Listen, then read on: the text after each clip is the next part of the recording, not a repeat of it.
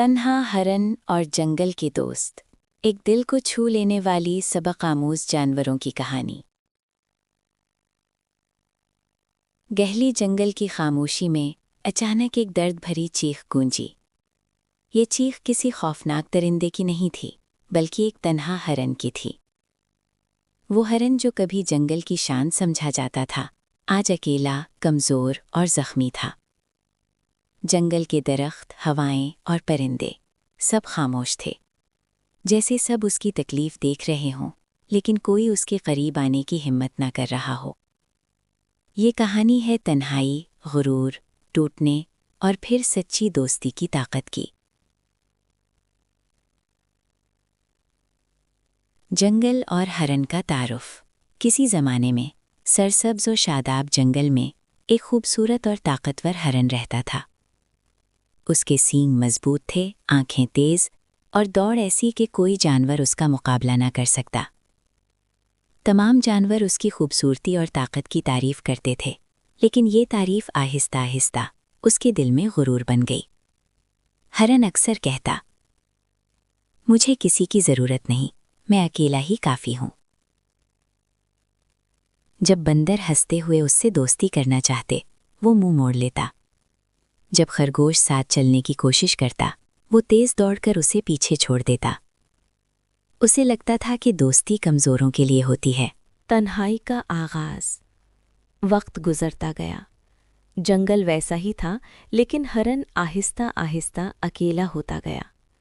जब सब जानवर मिलकर खेलते, वो दूर खड़ा देखता। जब सब एक दूसरे की मदद करते, वो खामोशी से गुजर जाता।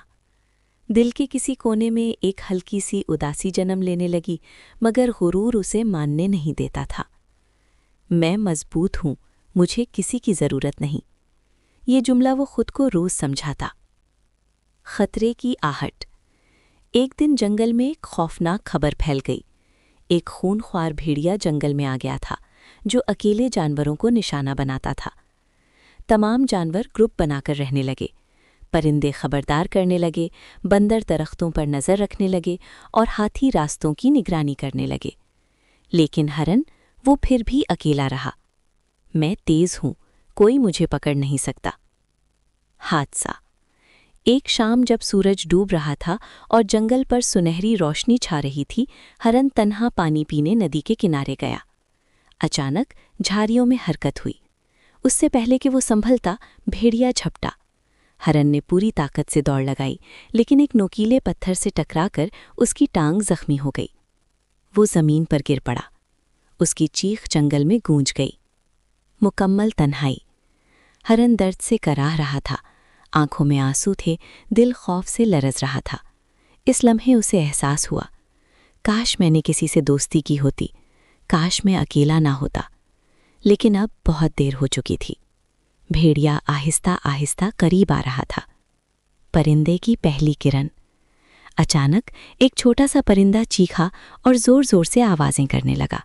बंदर दरख्तों से कूद पड़े, हाथी जोर से धाड़े और खरगोश पत्थरों के पीछे छुपकर शोर मचाने लगे।